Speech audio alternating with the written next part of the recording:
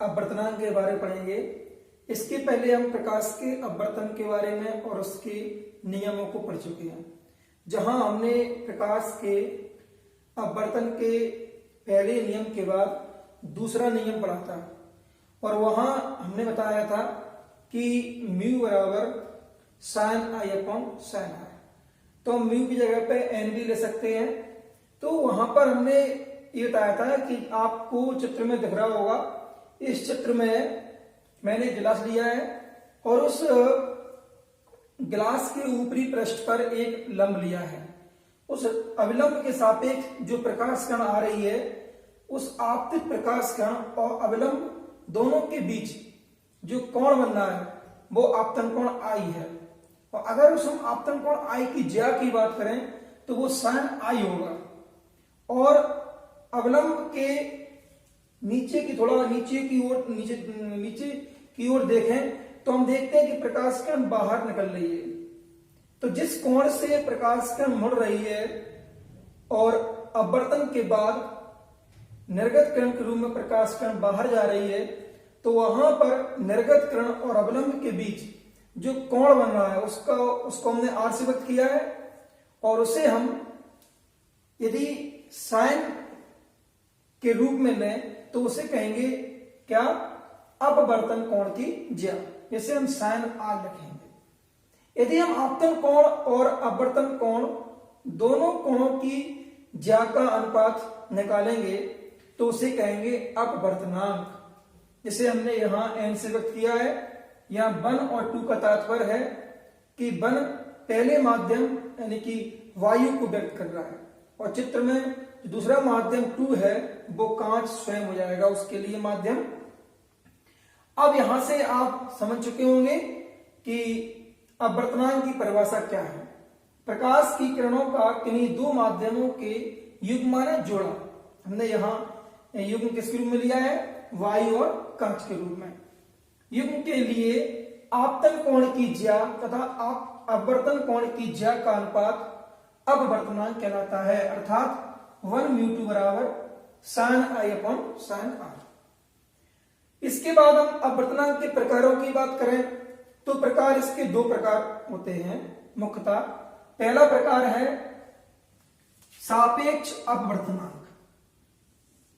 सापेक्ष अपवर्तनांक वो होता है जहां पर हम अपवर्तनांक को किन्हीं दो माध्यमों के बीच निकालें। माध्यम वायु कांच हो सकता है, कांच से वायु हो सकता है, पानी कांच हो सकता है, पानी वायु हो सकता है, वायु से पानी हो सकता है। कुल मिला के दो माध्यम हमने ले लिए और अगर वहां हम अपवर्तनांक निकाल रहे हैं तो उसे हम कहेंगे सापेक्ष अपवर्तनांक। अब यदि हम एक ऐसा एक्सपेरिमेंट करते हैं कि जहां पर एक माध्यम होता है और दूसरा माध्यम के स्थान पर हम निर्वात ले लेते हैं, अर्थात हमारा कहने का तात्पर्य यह है कि जब अपवर्तनांक निर्वात और किसी लिए गए एक माध्यम के बीच निकाला जाए, तो यहां पर अपवर्तनांक निकल रहा है निर्वात और किसी माध्यम के बीच। तो इस प्रकार से निकाले गए अपवर्तनांक को हम निरपेक्ष अपवर्तनांक कहते हैं। इस तरह से मित्रों आपने सीखा कि अपवर्तनांक दो प्रकार का होता है, सापेक्ष अपवर्तनांक और निरपेक्ष अपवर्तनांक। इसके बाद यदि इसके अलावा हम और आपको बताना चाहते हैं कि जैसे आपने पढ़ा होगा कि रंग अलग अलग होते हैं, तो भिन्न भिन्न रंगों के लिए अपवर्तनांक का मान भिन्न भिन्न होता है।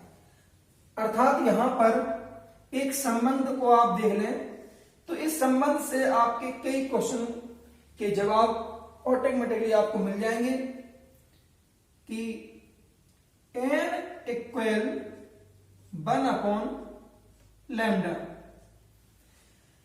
यहां n आपका अपवर्तनांक है।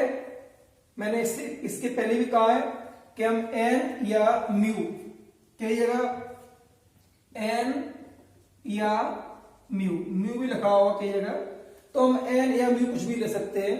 तो n इक्वल 1 अपॉन लैम्डा। यहां लैम्डा आपका तरंगदैर्घ्य है। तो इस सूत्र से आपके कई क्वेश्चन क्लियर हो जाएंगे कि जैसे किस रंग के लिए अपवर्तनांक का मान अधिक होगा, किस रंग के लिए अपवर्तनांक का मान कम होगा। तो यहां से स्पष्ट है कि जैसे लाल रंग है, लाल रंग का अपवर्तनांक कम होगा क्योंकि उसकी तरंग दैर्घ्य अधिक होती है। ऐसे बैंगनी रंग के लिए यदि हम अपवर्तनांक की बात करें तो बैंगनी रंग के लिए तरंग दैर्घ्य का मान कम होता है, इसलिए इसका अपवर्तनांक अधिक होता है। Thank you.